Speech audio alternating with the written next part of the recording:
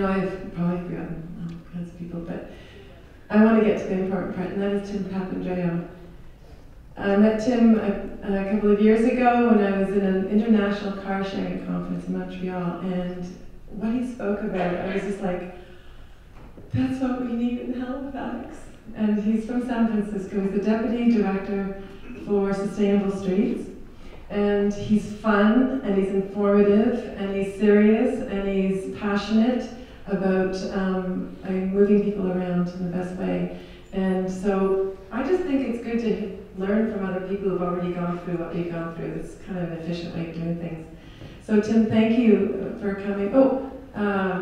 I also wanted to acknowledge Caminotto. Sorry, Marco Viviani from Caminotto, who's our partner in Montreal, CarShare's partner. And what I want to say is that it's about partnerships. And that's what Tim's going to talk about a lot. We can't do it alone, and so we need to do that together. So Tim, welcome, and take it away. Thank you.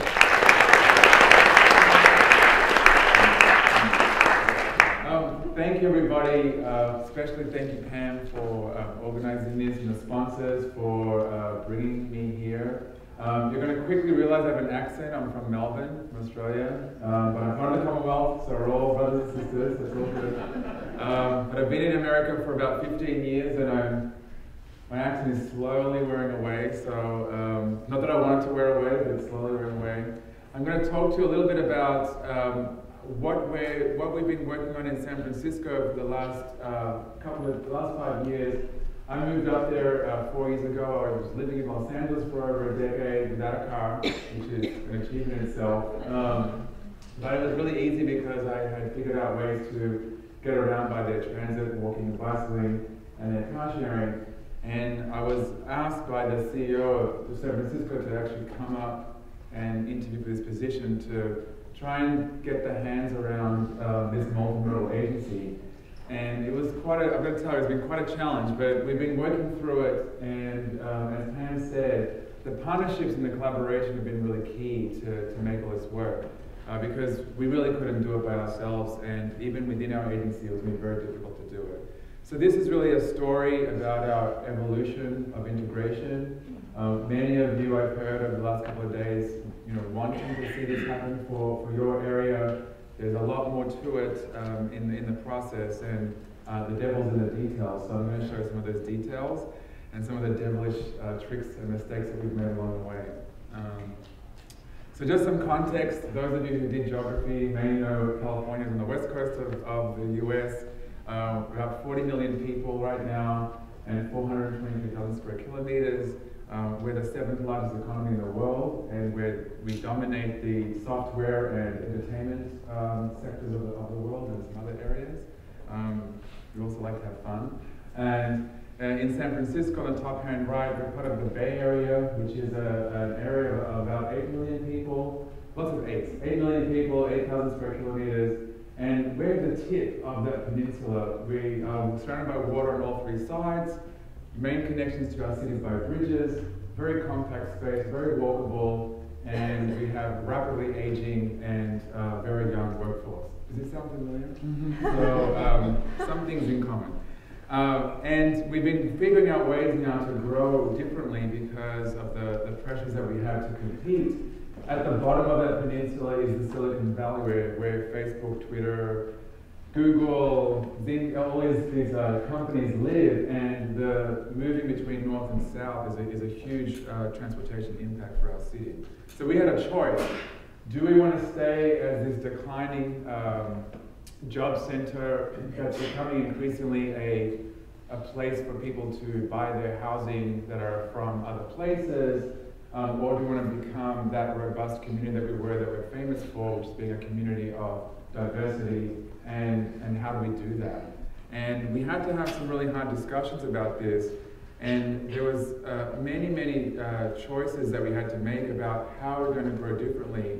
And this map basically shows you the orange and the blue areas of the Bay Area, where it was a regional planning effort of how we're going to grow differently. And we basically decided that 60 to 70% of all of our growth will be targeted in those areas that are blue and orange versus the rest of the urban area. And in San Francisco, where that area is red, we basically said that all of our growth, except for maybe 5 or 10% of the remaining areas, all the growth will be invested in that segment there, because that's where it makes the most sense for our transportation, energy, water, and everything else. So that was a long-term planning effort, and now it's time to see how it's unfolding. We went through an evolution as an agency. Traditionally, we were 4 different agencies. The Municipal Railway, those who've been in San Francisco know about the streetcars and the metro, etc. Really strong transit system. It's one of the most crowded transit systems in the country, which means to some people it's very efficient, but it's also crowded.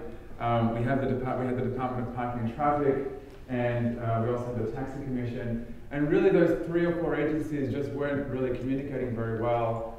The Muni was complaining that they were stuck in traffic. The Parking and Traffic Department was saying that the buses were in the way, and everybody was talking about all these things. And what we're having too many people hit by cars and too many people stuck trying to get around the city. So the civic leadership in the late 1990s really said, we've just fed up. We want to have a coordinated agency that really looks at the big picture, but can actually implement and actually can get to the concrete steps. And it wasn't until the California process allows for a ballot measure purpose, where if you don't like something in California, you just get a couple of thousand signatures and you put on a ballot and you change it. And sometimes good, sometimes bad, sometimes really bad. So this was actually something that was really good, and they formed the MTA in 1999. And again in 2007, the public wasn't seeing this integration happen. They were saying, this is not really what we had in mind. So they required another ballot measure to merge the Taxi Commission with us and to really make it clear this is what the MTA is supposed to be doing. And then we formed the MTA. It was like a second generation iteration of the MTA. And then we came on board and had a revised look at the agency, and found that we had these very lofty vision plans, but we didn't actually have a strategic plan. What are we supposed to do in the next 5 to 6 years? How do I turn these really beautiful statements of, wouldn't it be nice if we could do this, this, and this, into actual work plans? What do we actually do? How do we do it? And so what we've done is basically looked at ourselves and said, okay, what's our role? Who are we? What do we do? And who's our customers? And we don't run everything. We shouldn't run everything. That's not our role. But we looked at the whole mobility agenda in San Francisco and said, there's all these different modes, and they're not really working very well together. And how can we be a better ambassador for these different ways of getting around? Because not everybody can get around one mode all the time. There's no one mode that fits everybody's needs. And through doing surveys and things, we found out that most people in San Francisco, which you'll probably find here is the same case, they get around with various modes depending on what they want to do. If it's a nice sunny day and they're not in a rush, they might take one mode. If they're in a rush, they'll take another mode. If they're going to haul some things, they'll take another mode. So people by definition are multimodal, and really moving away from the discussion of I'm a pedestrian, I'm a cyclist, I'm a motorist, I'm a transit rider. That was very divisive in all of our community meetings and our collaborations. And stepping back and saying, what are we all? Oh, we're all people. So what do we want to do? We want to get around our city. Oh, okay. Let's agree on that, and how do we move that around? And how do we get the discussion? And then not forgetting our other collaborators who are already providing transportation solutions that we don't really work very clear with. Specifically car sharing, the commercial operators, and some of the other service providers that were already doing some of these really good things that we could just work with. So we became an all-in-one agency with an evolution of integration. And it wasn't a revolution, it was an evolution. So it took iterative steps. What that meant is, for those who like to count money, and I don't, but if you want to count money, it means we have a diversified set of revenues, because we manage all the parking in the city, and we take the parking revenues and the parking fines, and we move that over to pay for our transit system. It's one of our policy transfer tools. So to make a good policy, which is to create transit, we charge for parking, and we move those parking revenues over to manage the transit system. And we do some other things as well that kind of have that diversified revenue source. What that does for us is it means that when we have economic hard times like we did 4 years ago, we were one of the least affected agencies in the country when it came to reducing our transit offer. We could actually keep it going because we could move things around. It also means that we have a parking tool that we can work with to meet a lot of our social equity objectives. So in this process, we worked on this whole governance piece of really how do we work with these long-range plans. You know, San Francisco does lots of long-range plans. We have a regional transportation plan, a sustainable community strategy, which is land use, transportation, energy, and economy. We have a San Francisco-specific transportation plan. We have a long-range climate action plan. We'll be doing a climate adaptation plan. We have a 25-year capital operating plan. I mean, we're planned out. You know, plans. But then they're doing this. And so they're not talking to each other. And so what we did when we looked at this is said, let's coordinate all those great ideas and actually figure out, okay, these are the 25-year, 30-year projections, ideas and vision. What are the concrete steps for the next 5 to 6 years? When I say I'm going to fly to the moon, what's the next step? Go to astronaut school, right? Figure it out, not just hope that you're going to get there. It's like, what do you actually have to do to get there? And then within that, we had our more of these work plan functions, which are a little bit more detailed, but that's where the rubber met the road and wasn't really working out. So there was these long-range plans and these actual capital and budget plans that weren't really talking to each other. So we basically said, okay, we're saying all this stuff here, but our money's going over there. What's wrong with this picture? So I always say, follow the money. That's the best policy tool. Where's the money going? And then with our staff as well, there was no accountability for our staff. There was no way for our staff to know that what they were doing is actually meeting these longer, lofty goals. So in all of their annual work plans, you put in your day-to-day workings, you have to meet these requirements or these goals or these achievements that feeds the outcomes that we want for those long-range goals, so that each staff person is empowered over the next 12 months that what they're doing, their little piece of the puzzle, is made clear for everybody so that they know what to do. And we have an annual report that will actually measure our progress. And next week I'm going to our board to give a strategic plan update for our annual report so that we can be clear and consistent about what we're doing and how we're making it work. And that just makes it better for everybody because the public knows what we're committing to, staff know what's expected of them, and the advocacy world, whether it's at the local, state, or federal level, is a little clearer on what the expectations are. And so one of the processes that we did as we were merging as an organization, one of the questions that we're asking was, what are the land use expectations for this city? So what's the economic expectation of our city?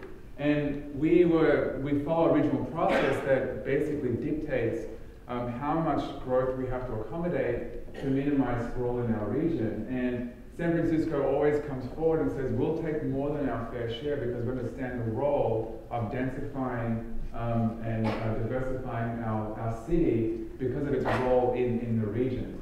And for every development that we deny in San Francisco, that development goes further out into the region, which becomes much more inducive of car trips. So always understand the role of the relationship of center city versus outer suburban and vice versa. It's much easier to serve center city jobs than it is to serve outer suburban jobs. That's one of the things that we've learned over time, that dispersing housing is not as impactful as dispersing jobs. Keeping jobs concentrated together is actually much better for urban transportation than it is for dispersing housing. And so if you can do both, then that's great, but it's a real choice you have to have. So we met with the planning folks and all the other different planning agencies and said, if you're going to grow in these areas, this is how we're going to impact the transportation system, this is what we want to see happen differently. And there was no way we could accommodate this growth as business as usual. We couldn't have any more cars coming into San Francisco, it just physically wouldn't fit. So we had to have a different way of doing things.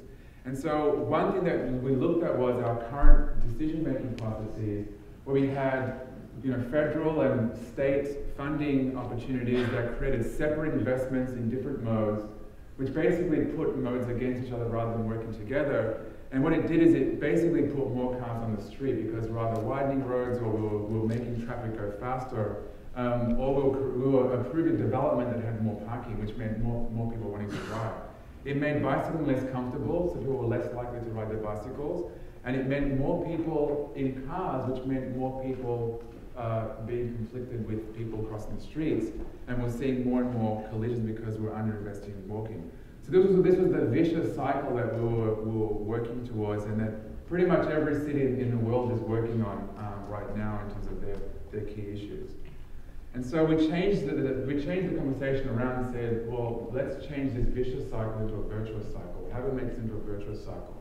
And we found out that if we invest in demand management, the transportation demand management tools, so that we can have more demand for car sharing, bike sharing, and scooter sharing, and taxi, that actually will make things work much more efficient than what it is right now.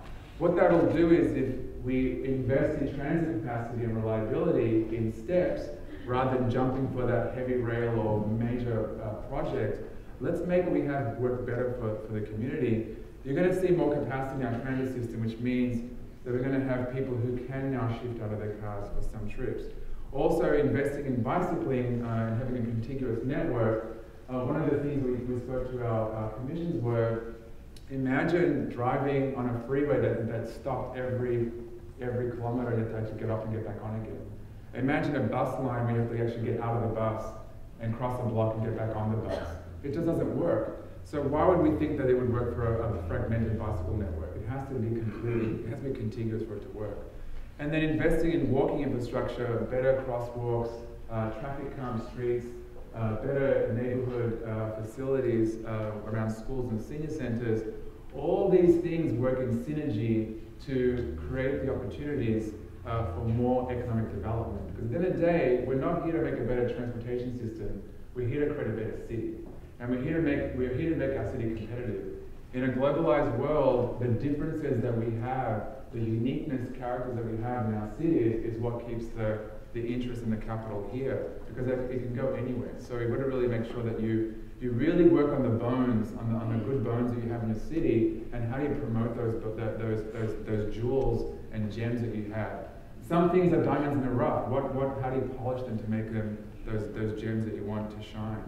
And just from being here a couple of days, Halifax has got a lot of good bones. I mean, a lot of the good jewels that you can really work on.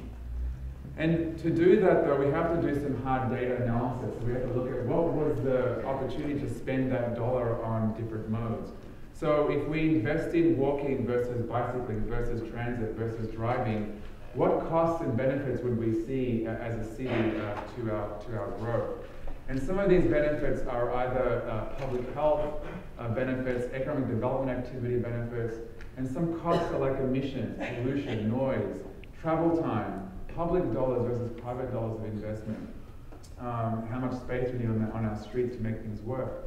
And when you look at it all overall, walking, bicycling, and transit really have those cost benefits over driving. And every dollar you invest in driving, you're wasting a lot of money. And so it gets to a certain point where the city just can't afford to do this anymore. So that's a discussion that many cities around the world that I speak with are having right now. They just simply can't afford to do these things. And decisions get made by no decision at all. So if you decide not to do an affordable transport system, you're making driving even more expensive because more maintenance, more crashes, more hospital visits, all these things are adding up to the public cost.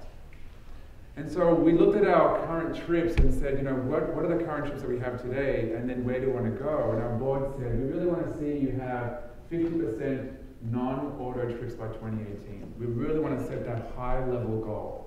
And we want you to figure it out. We're not going to tell you how to do it, we're going to just tell you, we're just going to say you have to do it. So I was like, great, thanks. So we looked at it and said, well, what are the opportunities? Transit's really crowded. It's very expensive to expand transit right now for us. It's a longer-term thing to build more facilities. So manage the transit we have right now.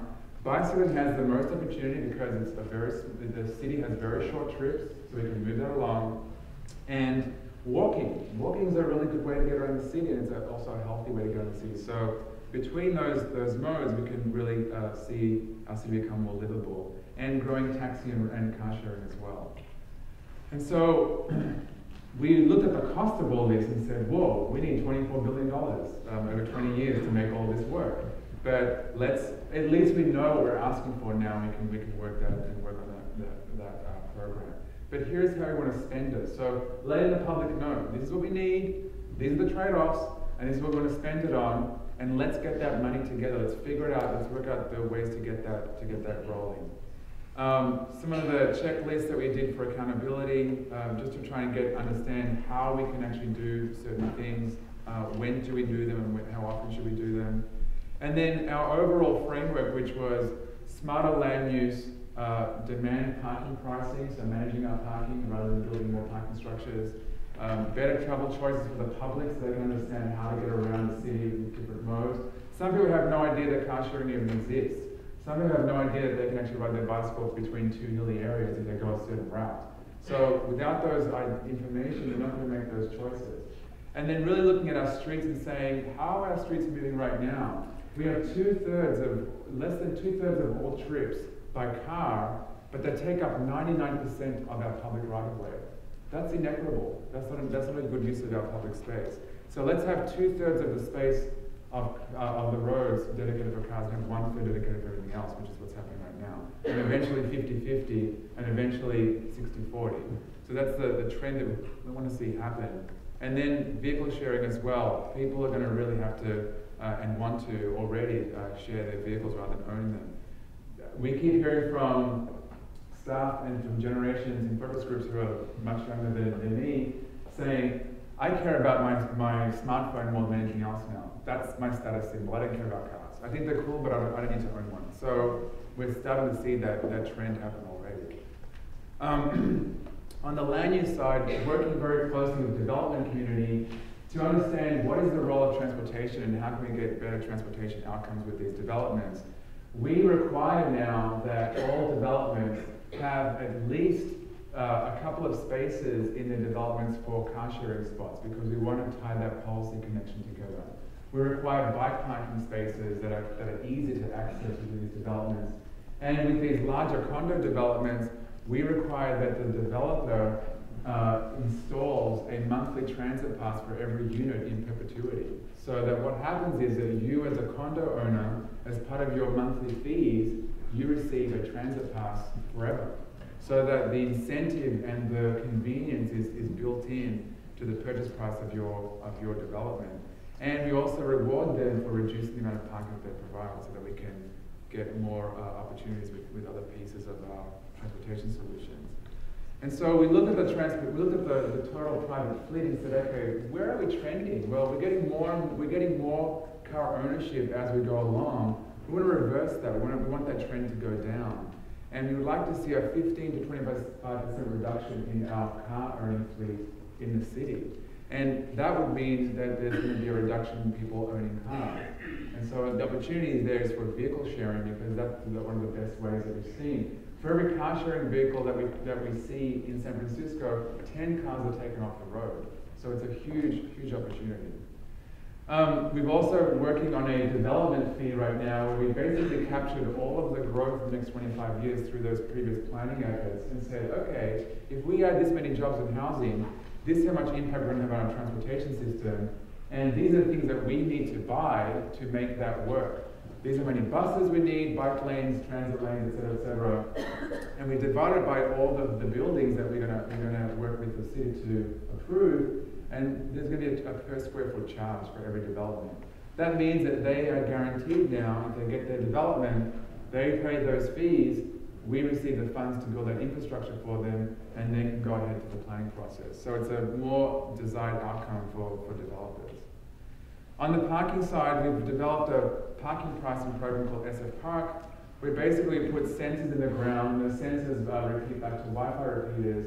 And wherever these apps are free, it's all open data, you can basically see in the city at any time where parking spots are available. 1/3 of our congestion in San Francisco was from people circling looking for parking. And I think the congestion around this university was the same, right? So people spend up to 25 minutes looking for a parking spot. And what that does, it does two things. It makes people very aggressive because they're scouting for a spot and they're more likely to hit a pedestrian if they're across the street. And it slows down transit. Every minute of delay on our transit network is $1 million a year lost in operating costs. So we've got an incentive to make parking work better for those who want to drive, so they can get to their spots really quickly.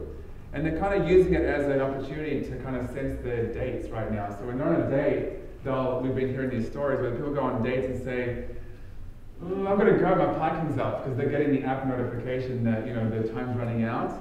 But if the date's going really well, they just send a text message and top up the parking so they can stay a little longer. So they're having that. We're playing a little bit of Cupid right now with this app, so it's quite a fun thing.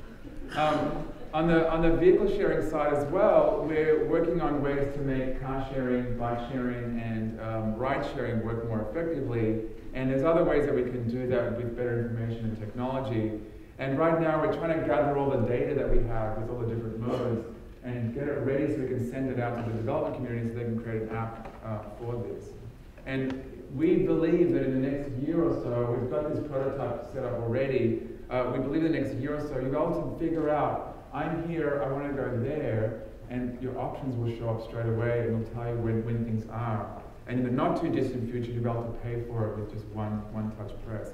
That's the thing that we have to do to get the equivalent of driving your car.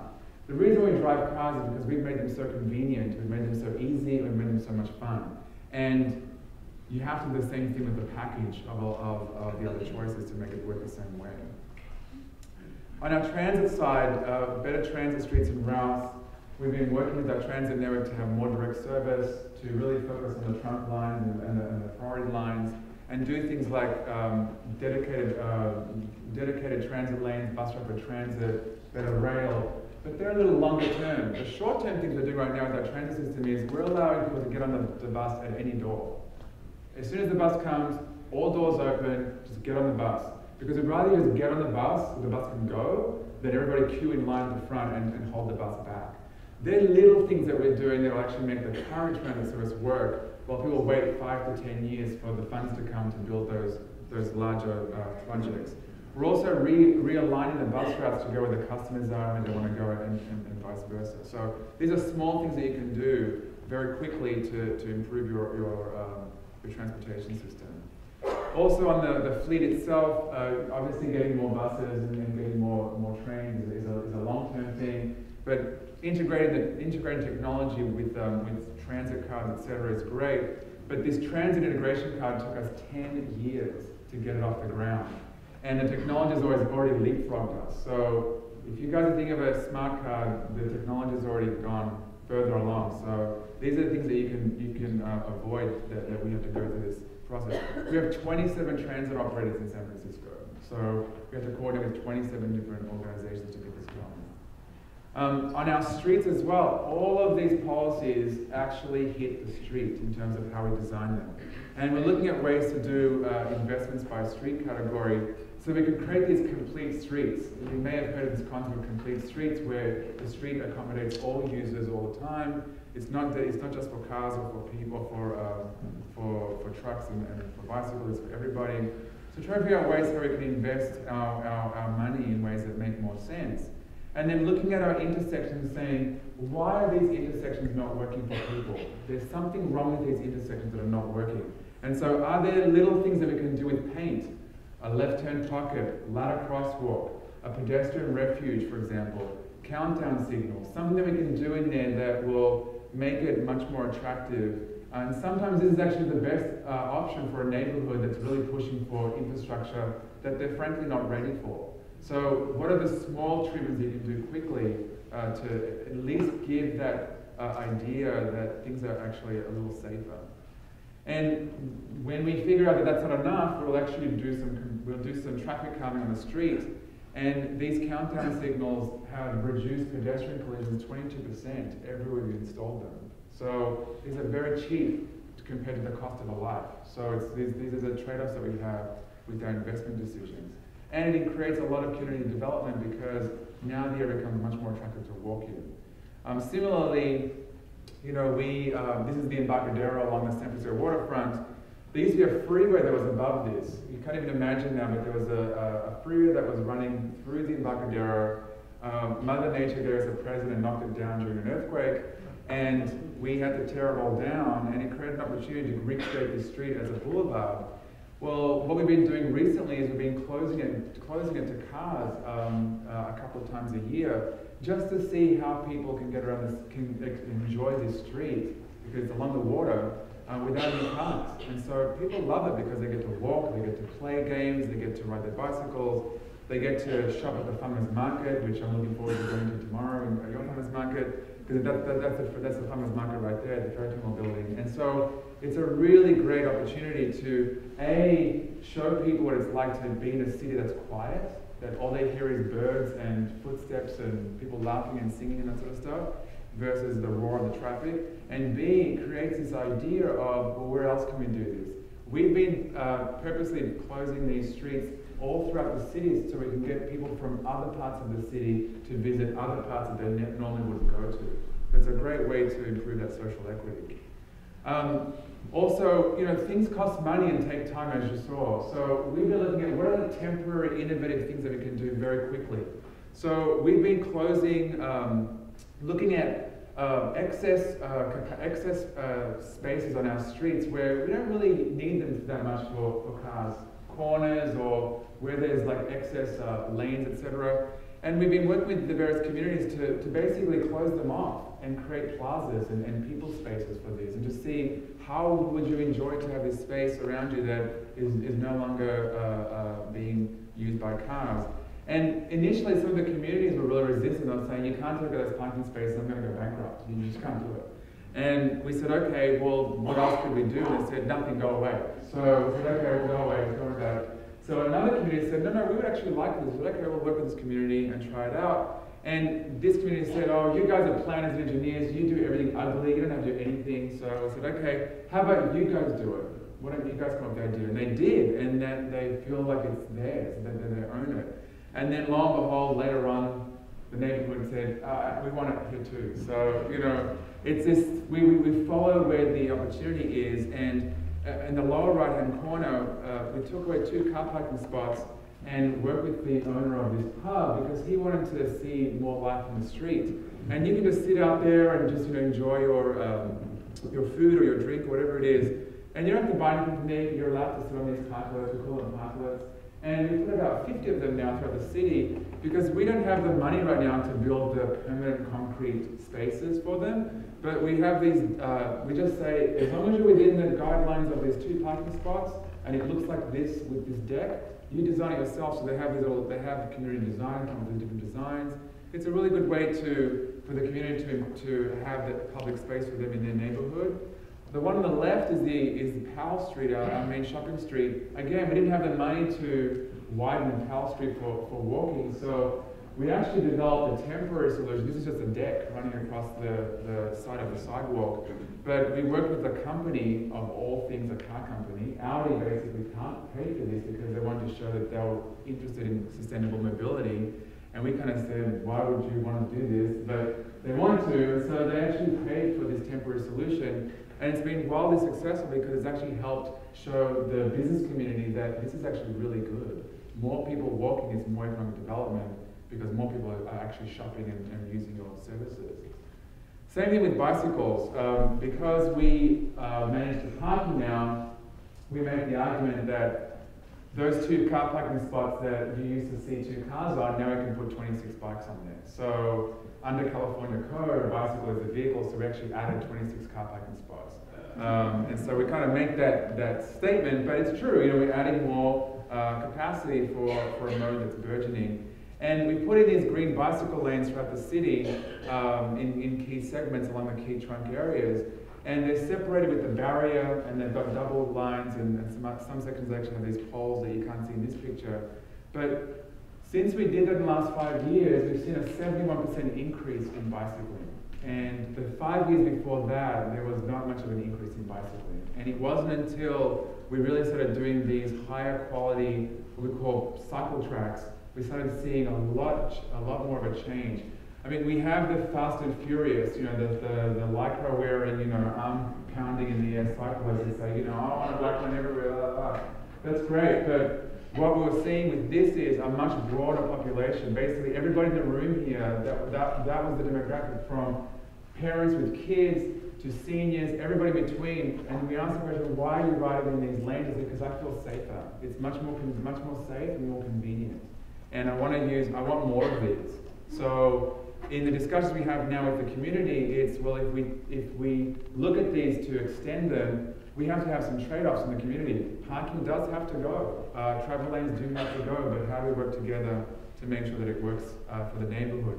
What's the parking solution for those spaces that may have to be removed to make that bike lane facility work better? What are the other parking opportunities in the area? What's the transportation demand management tool? What are the business opportunities?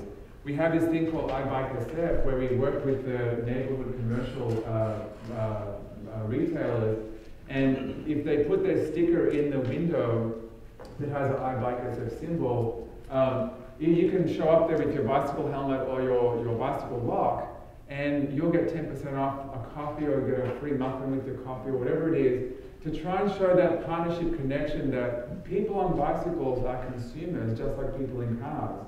And we did a study in our Union Square area where we found that people who actually walk or bicycle or take transit to these destinations are buying just as much, if not more often than people who go there by car. So it really is a discussion about cars versus bikes versus walking. It's how much do you want to welcome people to your businesses, and what kind of offer are you making to welcome them to your businesses? And if you offer people access via walking, that's actually better because you're going to get a lot more turnover of people shopping. So that's the sort of stuff that we work closely with the business community on. And on technology, we really try and work better with technology. We put in these loops in the ground to basically count how many people go by bicycle, so we can actually understand that are we really putting our lanes where it's needed.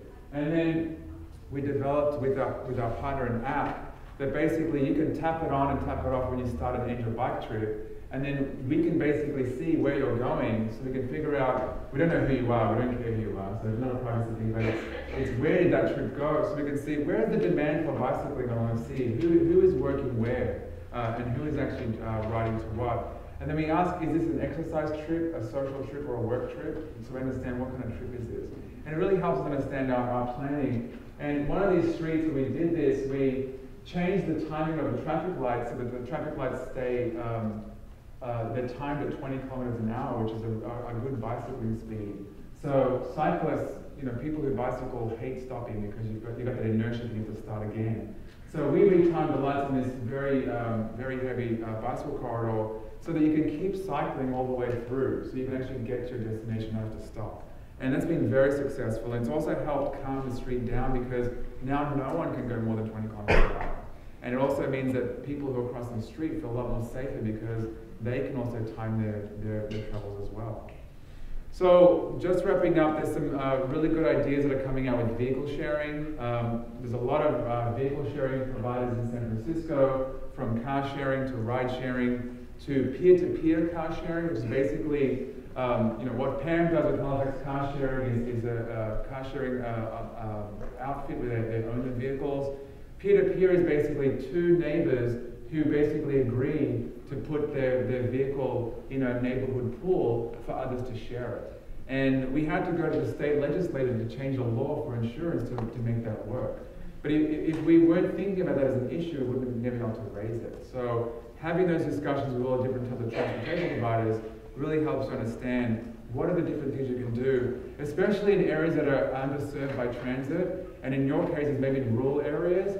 This peer-to-peer exchange is a really good way to use the resources that you have in a more effective way. It may never make sense to have transit in these areas that are not conducive because of the density or the housing types, whatever it is. But can we have ride share, we have car sharing as an opportunity to keep mobility in those areas where economic development is really struggling. And then also looking at other types of sharing, we have taxis in our system, and can we actually have taxi rides that are shared? Can we actually have two people riding for the same price? They're the sort of things we're looking at. And then can we have cargo vans? Very many small businesses can't afford to own their own truck or their own van, so can we have a van pool that businesses can own and share around? And there's little cargo bikes on the right-hand side. There are little ways to move cargo around a city that really doesn't need trucks. If we're going to have more of these intensified uses, we need to have a lot more deliveries. Can we have the deliveries in smaller vehicles so they're not roaring down streets and tearing up streets and making it really hard to walk? So these are the kind of things that we talk about. All of these things are not possible without having multiple stakeholders in these discussions. Government can't do this by itself. It's just not possible. And working with all of our multiple stakeholders really helps us understand what are the real issues that we're talking about and what are the missed opportunities that we actually can work with together. We try to do a lot of these things ourselves at the beginning, and we made so many mistakes. And I keep telling this to many cities, whatever you can do, have those conversations. Conversations are really cheap, they're virtually free. Fixing mistakes are really expensive. And there's 3 types of expensive mistakes that we've done. Physically expensive mistakes, we have to actually demolish something we just built and have to redo it. Politically expensive mistakes, where now we're never going to do this again for at least 2 political cycles because it's such a toxic thing to talk about. And then community mistakes, where we've really lost the trust of the community and it's so hard to rebuild that trust. So we really make a hard effort now to go out there as we're doing these things and not have our own meetings. We actually go to their meetings. We actually go to business groups meetings. We go to community meetings and say, these are the things that we can work with. Here's the toolkit that we can work with. What do you want in your community? What do you want to see happen? And here are the trade-offs. Knowing that if you do this, this is going to happen or that's going to happen. So we're really trying to forge those partnerships together to make them work. I'm a planner by education, but I feel like a bridge builder. I'm just constantly building more bridges, out there to different pieces. And that's really what we're trying to work on right now to make these better outcomes. And here are just some examples of those partnerships. So we see the value of car sharing and shuttles as part of our transportation system. So we have, this is a peer-to-peer car sharing company on the top left, and they had this really funny campaign of saying, hey, can I borrow your towel, or can I borrow your underwear, can I borrow your toupee? And people are saying no, but you can borrow my car. So it's like trying to make sure that borrowing a car is not a big deal. It's actually easy to borrow a car. And then on the car sharing side, it was, we would put them at, this is at our major platform of one of our busy metro stops, so that people feel like it's like we've got your neighborhood surrounded, like you're covered, don't worry, you can actually live a life without owning a car. And on the bottom right-hand side is these shuttles that I was talking about before at the start of the presentation. These shuttles basically bring people from San Francisco down to Silicon Valley to all those tech jobs because the people who live in San Francisco don't want to own a car. And in these surveys we found, they wouldn't actually take this job and they actually wouldn't move to San Francisco had not been for this shuttle service. So we don't provide the shuttle service, but the private sector does. And it's crucial that they keep this going because we're going to lose that talent in our city if we say no more shuttles, we don't want the shuttles. So we're working through this process right now. How do we treat them more like our partners, and we designate spots for them to stop in the city? And that's kind of like those relationships that we found out that if we didn't know these things, we're actually hurting the economy, and we really need to make sure that we're keeping the economy going. So wrapping up, last example, this is the concrete example of how when we look at the big policy discussion of we need to have more people walking, bicycling, and transit, we need to have calmer streets. This is an example of a roadway through one of our parks where it was just not working for anybody. No one liked it. But there's many ideas of putting a dedicated this, the dedicated that, and blah, blah, blah, and you'll actually get what you want, and everybody couldn't decide. So we said, let's just try it out. We don't know how it's going to be. Let's try it out. The idea was that if we moved the cars off the curb and put the bike lane inside the curb, and we calmed down the street, it should work for everybody. That was the theory. When we tried it, we made a little mistake and forgot to put the sign in the middle saying, this is where you park. So no one knew where to park the car. So people would park the car in the bike lane, in the parking lane, in the driving lane. So it just stopped. And so we kind of said, oops, we made a mistake. So we quickly that night redesigned a parking template, stamped the parking, and the next day it looked like that. So it was just an idea of trying to experiment, seeing if you made a mistake or not, and then quickly fix it so that we can actually get that piece there. And then the accessibility community we worked with the accessibility community and said, they told us, your dash spots are too narrow. If that door opens, how do I get out with my wheelchair? So we're like, oh, we kind of thought of that, but we didn't really think of it. So we made wider dash spaces, which meant the travel lane got even narrower. And we're still working on that right now. The accessibility community is still not convinced this is the right mix, but they're willing for us to try it out so we can actually see what it actually looks like. The same thing with this intersection. This was a horror intersection for everybody, for cars, for bikes, for transit, for the whole thing. And this platform was literally 1 meter wide to wait for this train that carries 60,000 people a day. And you know, it was designed by our engineers a long time ago, and you know, that was one of the solutions for the time. And we looked at this and said, okay, what is the people solution for this? What's the best way to make this for people? And we figured out that we had a strong corridor for bicycling, a strong road, a strong connection for transit, and there's big walking trips through this area because they're crossing the street. There's a major supermarket on this side, and lots of other cafes and stuff on the other side. And so when we looked at this, we redesigned it and said, okay, this is what we're going to do. The community wanted some really lofty things that we just couldn't do. We just said, look, we really just can't do this right now. It's just not physically possible for us to do so. They wanted the train to go underground. They wanted all this, all the easy stuff. Just put the trains underground, you're fine. I don't have $250 million, sorry. I have like 5. So the response that we did is we took out the travel lanes because we thought the most vulnerable users were people, pedestrians. Second were pedestrians getting off the transit, and bicyclists couldn't get through, people on bikes went through. People in cars can get around, there's 2 other blocks they can go around. So we took the travel lane out for cars, dedicated a bicycle facility, and widened the platform for transit, and it works like a choreography right now. It works really, really well. So we still have challenges with it because the people on bicycles still have to cross that hairy intersection with the rail. So again, it's just an iterative process of let's try it, let's learn it, and let's fix it. We've already been yelled at because the bike lane is too narrow. Now they want the bike lane 3 meters wide. And so it's like we have a 3 meter wide platform and a 3 meter wide bike lane. Where do the trains go? They can't physically go anywhere. So, these are the ongoing discussions that we have. But our city team, these are the same engineers. So we basically have these engineers and planners who are solving for different problems. We just reframed the problem. They're on our team and said, look, you guys are the problem solvers. Here is the problem. Solve it for this, and we got that solved. So I'm going to end there, and I just want to say that it's really great to be here. You guys have got all the right bones in place. It's a matter of redefining the problem statement and working on those solutions, and I think you're going to get there because what I've just seen in the last couple of days, people I've spoken with, there's a lot of optimism here. It sounds really great, and you don't have to reinvent the wheel, guys. We've made a lot of the mistakes for you. So just focus on our best practices and you'll do really well. So thank you very much. Thank you very much.